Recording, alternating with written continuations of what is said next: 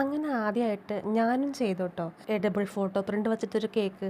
അതിൻ്റെ ഒരു സന്തോഷം ഉണ്ടായിരുന്നെങ്കിലും ഇത് ചെയ്ത് മുൻപരിചയമൊന്നും ഇല്ലാത്തത് കൊണ്ട് നല്ല ടെൻഷൻ ഉണ്ടായിരുന്നു കേട്ടോ. ബ്ലാക്ക് ഫോറസ്റ്റ് ആയിരുന്നു കേട്ടോ ഫ്ലേവർ പറഞ്ഞത്. ½ kg ചെയ്യാൻ പറഞ്ഞിട്ടുണ്ടായിരുന്നത്. അത്യാവശ്യം നല്ല പോലെ ഫില്ലിങ്സ് കൊടുത്തിട്ടുണ്ടായിരുന്നു. ഈ എഡിബിൾ പ്രിന്റ് ചെയ്യുമ്പോഴേ അത്യാവശ്യം കുറേ കാര്യങ്ങൾ ശ്രദ്ധിക്കണം എന്ന് കേട്ടിട്ടുണ്ട്. പലർക്കും ഉണ്ടാവുന്ന ഒരു ഇഷ്യൂ ആണല്ലേ ഈ ഫോട്ടോ പ്രിന്റ് പൊട്ടിപ്പോവുക, മെൽറ്റായി പോവുക. അപ്പോൾ ഈ പേടിയൊക്കെ വെച്ചാണ് ഞാനും ഈ പണി തുടങ്ങിയത് കേട്ടോ.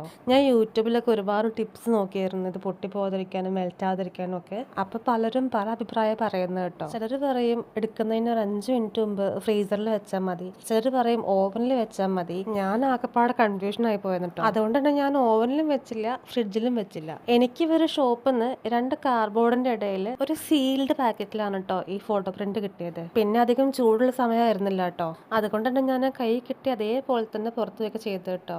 കേക്ക് നല്ലപോലെ സെറ്റായ ശേഷം ഈ ഫോട്ടോ പ്രിന്റ് കേക്കിൽ വെക്കാൻ നേരത്ത് മാത്രമാണ് കേട്ടോ ഞാൻ ആ കാർഡ്ബോർഡിന്റെ ഇടയിൽ നിന്ന് ഈ ഫോട്ടോ പ്രിന്റ് എടുത്തത്. ഭാഗ്യത്തിന് ഒരു കുഴപ്പമില്ലാതെ കിട്ടി കേട്ടോ. പിന്നെ ശ്രദ്ധിക്കേണ്ട ഒരു കാര്യം, ഈ കേക്ക് ഫൈനൽ കോട്ട് ചെയ്ത ശേഷം അത്യാവശ്യം നല്ല പോലെ ഫ്രിഡ്ജിൽ വെച്ച് സെറ്റായ ശേഷം മാത്രമേ ഈ ഫോട്ടോ പ്രിന്റ് കേക്കിൽ വെക്കാവുള്ളൂ കേട്ടോ. ഞാനിവിടെ ഒരു ഓവർനൈറ്റ് ഫ്രിഡ്ജിൽ വെച്ചിട്ടുണ്ടായിരുന്നേ.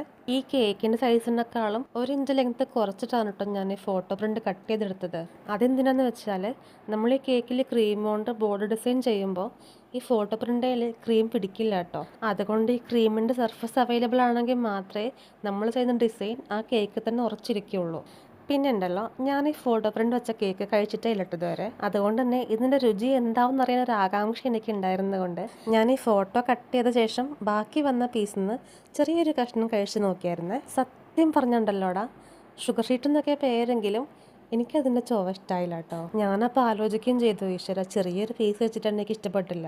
അപ്പോൾ ഈ ഒരു വലിയ ഫോട്ടോ കേക്കിൻ്റെ മുകൾ ഭാഗം മൊത്തം കവർ ചെയ്ത് കൊടുക്കുമ്പോൾ ഇവർ കട്ട് ചെയ്ത് കഴിക്കുമ്പോൾ ഇതിൻ്റെ രുചി എന്താവുന്നൊരു ഐഡിയ ഉണ്ടെന്നില്ല കേട്ടോ. അവർക്ക് ഈ ചുവ ഫീൽ ചെയ്യില്ലേ, എന്തെങ്കിലും ഇഷ്ടക്കേട് പറ്റുമോ എന്നൊക്കെ നല്ല ടെൻഷൻ ഉണ്ടായിരുന്നേ. പക്ഷേ അവരങ്ങനത്തെ കുഴപ്പമൊന്നും പറഞ്ഞില്ലായിരുന്നേ.